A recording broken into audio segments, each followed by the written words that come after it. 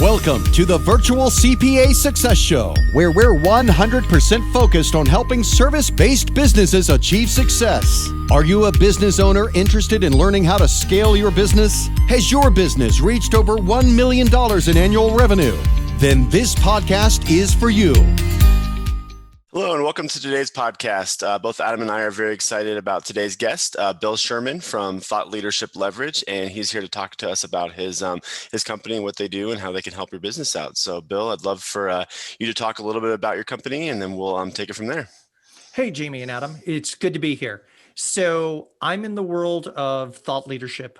And you might say, well, what is that? Is that a fancy name for content marketing? Is it something you pat your back on and you feel proud? And no, thought leadership is about taking ideas to scale so that you can produce impact, whether that's filling your sales pipeline, sustaining conversations with people, or influencing how people think and act. And it's a function that organizations use, really big organizations, mid-sized organizations, even small firms, but it's a really powerful tool in the toolbox. I've been in this field for about 20 years as a practitioner. And in that time, I've worked with independent practitioners of thought leadership on the business side. So business school professors, speakers, consultants who are doing some really fascinating work, as well as large organizations who are looking and saying, how do we take our ideas from within the organization out to the world to produce impact and results? Great. Wow. That's a great intro. Yeah. Would you say that your thought leadership and thought leadership? Very meta, yeah, but yes, yeah. So Okay. It's one where I'm fascinated by thought leadership. How do ideas reach scale? And I've had to do this for clients again and again. And over time, you start realizing there are patterns, whether it's an individual trying to get a message out there or an organization. Yeah. Right. So how do companies, I know a lot of people hear thought leadership and they think it's a lot of work to get from where they're at to become a thought leader in any area. Can you explain a little bit kind of the plan to get there and what steps it takes to really become a thought leader in any area? So the first place that I would start is you need to know who you're going to talk to, right? Because I've seen people make the mistake of, well, I'm going to post on LinkedIn or I'm going to create this podcast. And well, it could be for anyone. And all of a sudden you take content that could be really interesting and specific and you water it down so that you're trying to get the broadest possible audience. And then it's interesting and relevant to absolutely no one, right? So step one, who are you trying to reach? Step two, what is the idea that you're trying to communicate? Jim Collins wrote a book years ago called Good to Great, and he talks about the big, hairy, audacious goal. He calls it a BHAG. And he says that those aren't, things like increase revenue by 4% this year or launch a new product or service in Q2. It's the big ambitious stuff to change the world, whether it's the moonshot for your company or an organization. You choose the thing that's big. And so I think of thought leadership as you choose a point on the horizon that you want to sail to. And you recognize that getting there is going to be tough, or that your clients and your customers are trying to get there, but they don't know how. And thought leadership turns the invisible and the impossible into the achievable, often through small steps. Yeah. What kind of, where would you kind of get started, to Jamie's point? I mean, that, whenever we think about thought leadership, a lot of times it's, in the context of what we do, a lot of times it comes to, coming back to like the marketing thing, everybody finding their niche, you know what I mean? And then within that niche, understanding the vernacular of the the people that are there, and then becoming knowledgeable in the area, like you said, the goal setting of how to help them and guide them to where they need to go. I mean, oftentimes as a service professional, that's the way I look at it. It's like helping other people get to where they need to go, within that vertical. How would you recommend people kind of get started with that? Because I know My partner Jody, he's written a couple books, and that was kind of like, his. It's a common pushes. starting point for a lot of people is to write a book, right?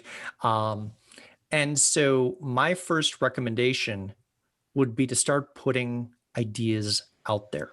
Start having conversations about your ideas. And you can do that on LinkedIn. You can do that on a podcast. You could write a book, but a book takes a long time and a long payoff, right? So I'm a believer in what I would describe as minimum viable thought leadership. Just like in the entrepreneur world, you would go with minimum viable product. Here it's what's the smallest idea and the smallest test that I could put out there to an audience. Maybe it's speaking in front of a local group, whether it's a group of your customers or clients or speaking at a conference. You get a chance to put the idea out and see if people lean in and they're interested, they get what you're saying, or if they're confused. The worst thing you can do is focus on some big large effort asset, whether it's a book or a white paper or some event that takes you months to produce, and then everybody scratches their head and goes, I don't get it, or that's not what I'm worried about. Yeah, you want to have a little bit of trial and error there, I'm guessing. Yeah, exactly. You're not going to be perfect the first time, so going straight to writing that book, it's going to be like, you're going to have to take different steps. And well, it's like thinking you're going to go onto Broadway right. as your first time on stage. Not going to happen. Of course. Yeah, and I would think that it would have to be something that's authentic and something that you're passionate about, something that gives you energy, So what I would say on that in terms of passion, absolutely essential. And there's a rule in the practice of thought leadership that your audience will never be more interested in your topic than you are. So you have to choose something that you're going to be excited to talk about for the next 5 or 10 years.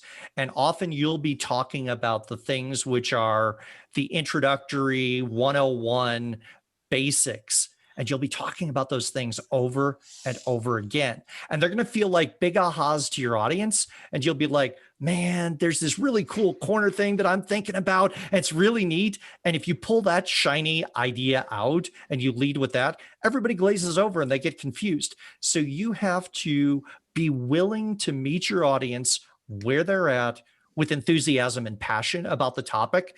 And you've got to find the thing that you're willing to teach, just sort of like a teacher would be willing to go and teach addition and subtraction to first and second graders. Okay. There's no new content that comes out year after year for teachers there, right? But it's mind opening to a first or second grader, right? So you have to have that same sort of joy with your content. So as you're talking through this, I'm thinking of a couple different areas where you can be a thought leader. And so Adam already mentioned one, which would be a vertical. Okay, this is an industry that we're a thought leader in. Another area, and I'm thinking of this on the accounting front, would be, we're experts in forecasting or some type of service that you could be experts in. Are there some other thought leadership paths that people go down other than kind of those two? So a lot of people wind up being what I would describe as accidental thought leaders, right? They didn't plan it. Someone asked them to speak at an event or write an article, or they're the one who does the internal presentations. And sometimes you stumble into an area of expertise where you look 6 months, a year, or 2 years later. I've known people who have sort of realized they were practicing thought leadership after they published their 4th book, and you smile and you're like, okay, but what's the overarching story? One of the things that you want to do is to find that platform. And it could be a vertical, it could be a piece of technology, it could be a pain point or a problem or a vision of the future.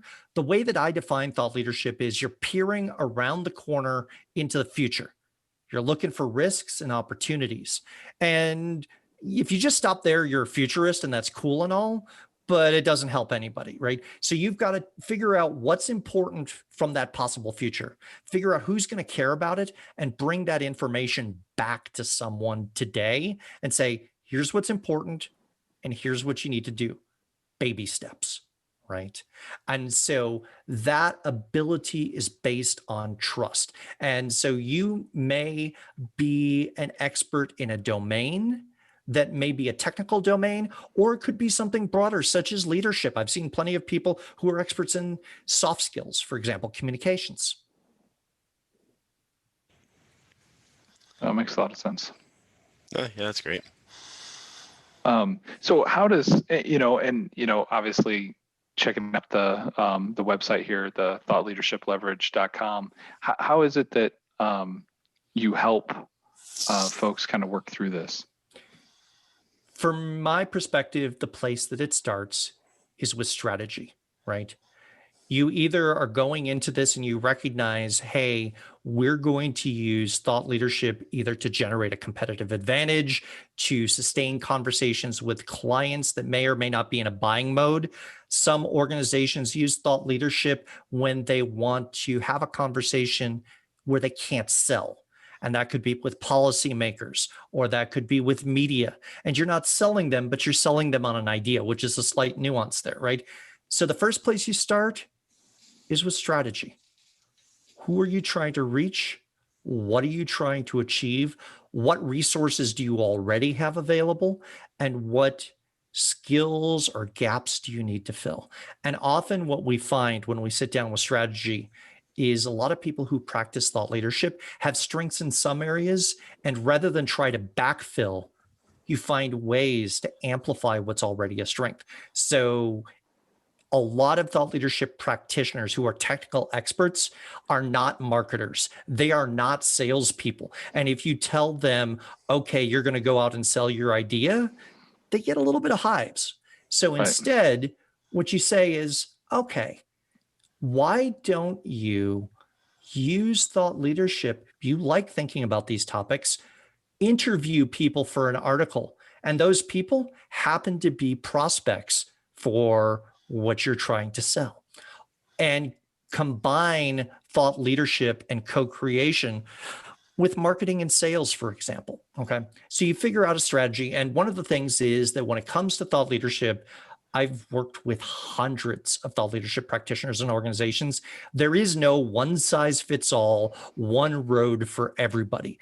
Some people, keynote speakers, for example, I've had keynote speakers who back pre-COVID would be 150, 200 days on the road a year and say, look, I want to create an impact. I want to keep speaking, but please get me off the road so I can be with my family, right? How do I sustain my business from home? How do I have scalable assets, right? Other people come to us and say, hey, I've written a book. I want to go out and speak on it. And I'm happy to talk here or anywhere in the world. One person's joy for thought leadership can be another person's hell. And when you're thinking about leveraging thought leadership across your organization, that could be you as the founder or the CEO, but you may have technical experts within your organization that you want to put on stage. And you need to make sure that when you're asking that person to do something, it's something they're going to enjoy. So don't ask someone who hates writing to write. Don't ask someone who hates public speaking to go stand in front of an audience of 3,000 people. It just doesn't work. Right. Yeah, that makes a lot of sense. Yeah. But I think that sometimes whenever we're especially working, and I see this with agencies too, agencies that we work with, and then also firms that we work with. The agencies usually sometimes they don't have enough differentiation in them. And I could say the same thing's true about the CPA firms, but with the CPA firms, they're usually just kind of like, yeah, I know I have to have like a niche, but I'm not sure exactly what I want. You know what I mean? Like, I hear what you're saying on the strategy part, but I can imagine that for some people, you really have to, pull that out of them, not just, they need help rediscovering, and maybe just reinventing themselves altogether on the front end. And it depends on whether you're working with an individual or an organization. And I often think about personal branding. A lot of us have encountered that idea and been told, yeah, we need to build a personal brand. And those are not only your reputation, your past experiences, your successes, but are you easy to work with? Are you on time? Are you someone who dawdles and all that? A personal brand is to you as your ideas belong on a platform. And so what you want to do ultimately is figure out what ideas you have and put the ideas on stage so that other people can say, oh, you need to talk to this organization because they know how to solve this type of problem. They've got expertise and ideas in this area, right? And if your ideas are hard to describe, if it takes more than a couple sentences, if you need paragraphs or a page, your friends aren't going to make referrals. They won't know what you do. You've got to be able to distill your platform down, what your ideas are about, 2 sentences tops, and so that they can help spread the word for you. That's where allies and ambassadors come in. Yeah. What do you do going forward then? Like, you get us by the strategy, help kind of kick over and really understand what we are passionate about and how we can get out there and, I assume kind of work that out, and then you get into the strategy phase. But then, like you said, then there's the implementation phase. You just like connect with people, or how does that work? So there's a couple different layers on thought leadership. Thought leadership has, I believe in narrowcasting rather than broadcasting. And we talked about this before of if you try to be relevant to everyone, you're relevant to no one. So on narrowcasting, you pick who you're trying to reach and almost imagine you're in the office sitting down one-on-one with them. So whether you're creating a video for them or an article, make it relevant to someone, okay? Put it against an editorial calendar and put that content out, but always have your target audience in mind. The problem is that a lot of people start creating a container, like a podcast, for example. You guys are hosting one, I've got one as well. It's easy to think about a podcast and go, oh shoot, I need to find a guest. Let me go get somebody because I got to fill this container, this scheduled show that I'm going to put out. Instead, you have to think about your audience and say, what problems do they have that they'll be interested in hearing about, and make that the focus of filling the container rather than focus on the container. And so sometimes you wind up having implementation that is very hands-on in thought leadership. It's one-to-one VIP almost, if you will, where you know that if you reach this decision maker and you influence them on how you're thinking and they accept it, big things happen, right? Not only for them, but for you. And so those can happen in conversations at dinner. They can happen between your sales team and the buyer. They can also happen of, hey, I was thinking about you and I recorded this video. I'll often do something like that, where in a conversation over the course of the week, I record a video customized for one person. I don't mention them by name, but it speaks to something we talked about. Usually it's something I think about after we get off of a call, and I record it. What I then wind up doing most often is I'll put that on LinkedIn for people like them. And so I get scale from the same asset. It's created with one person in mind, but usable by many.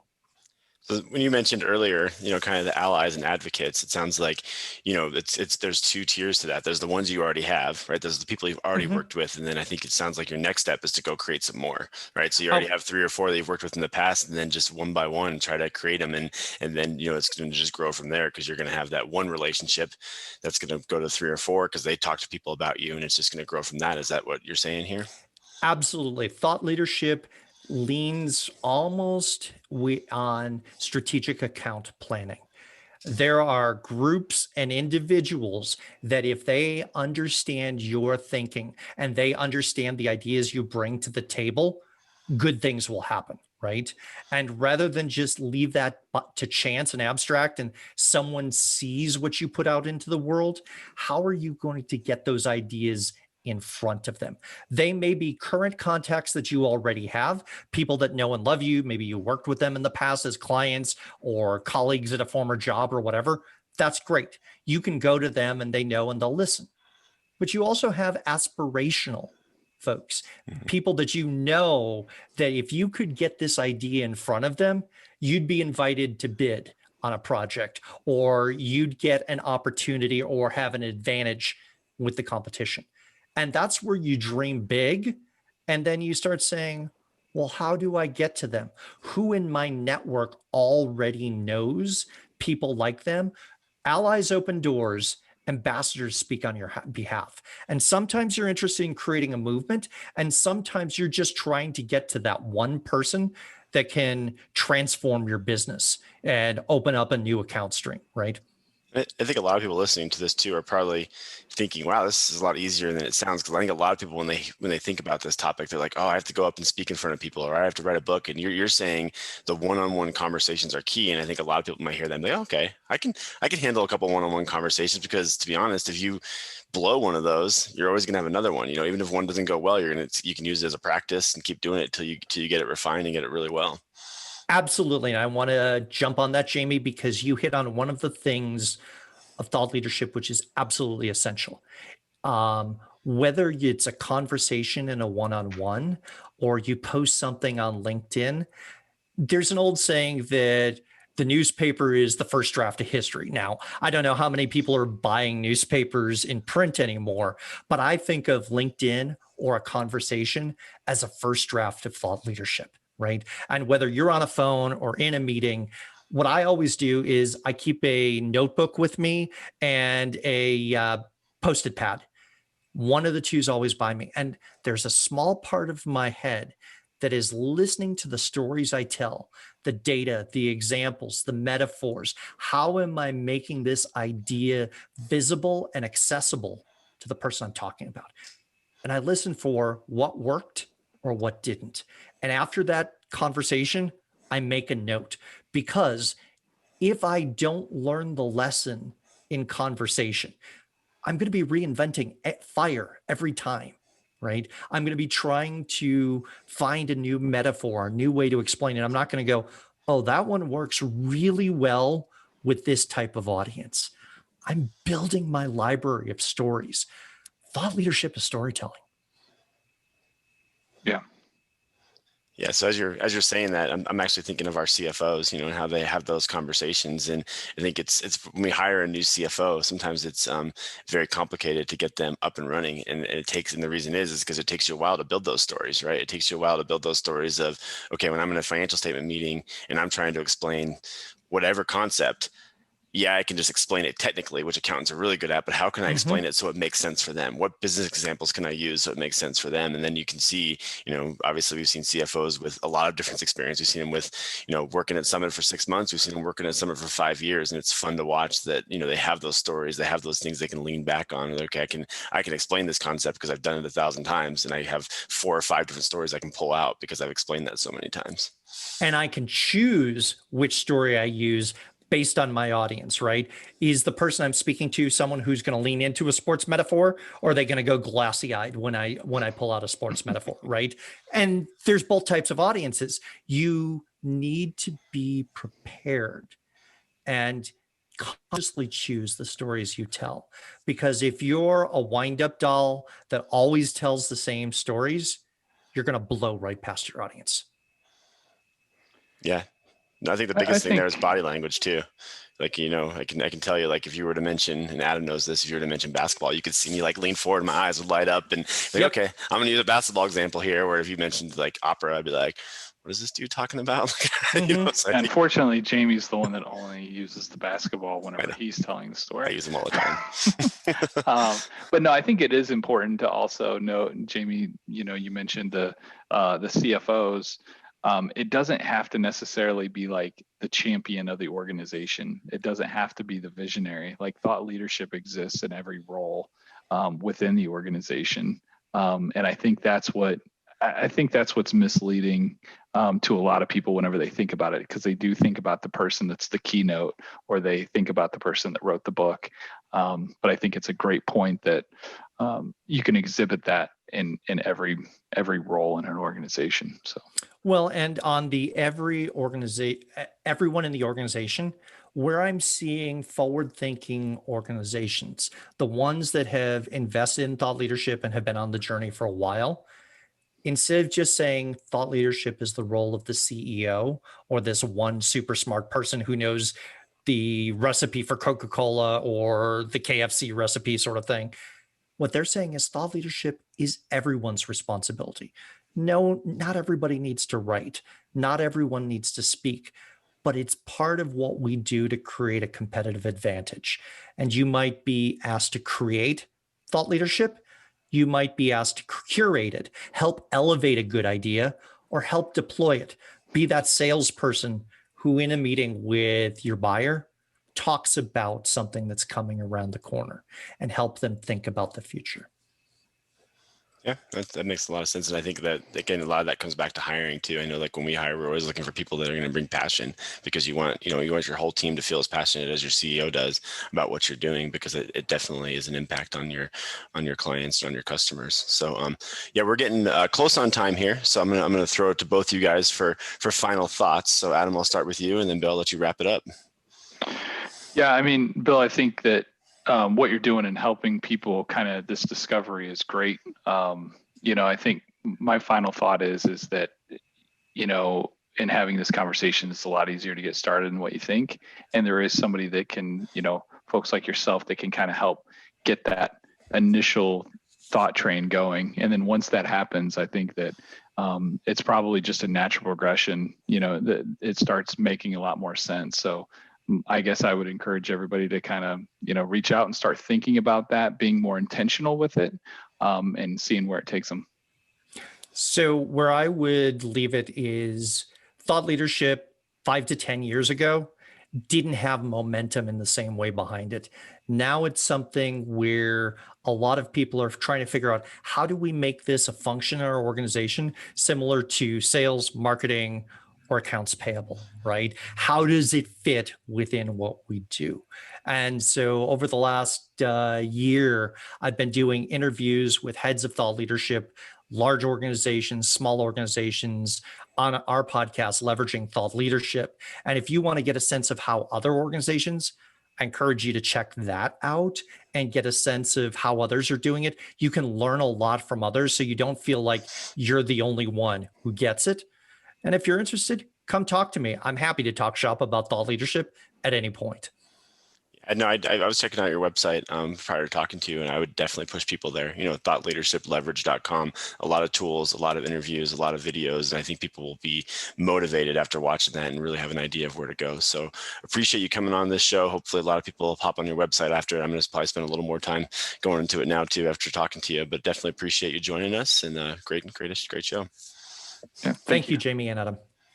Enjoy this podcast? Visit our website at summitcpa.net to get more tips and strategies for achieving business success. We're here to be a resource in this ever-changing industry.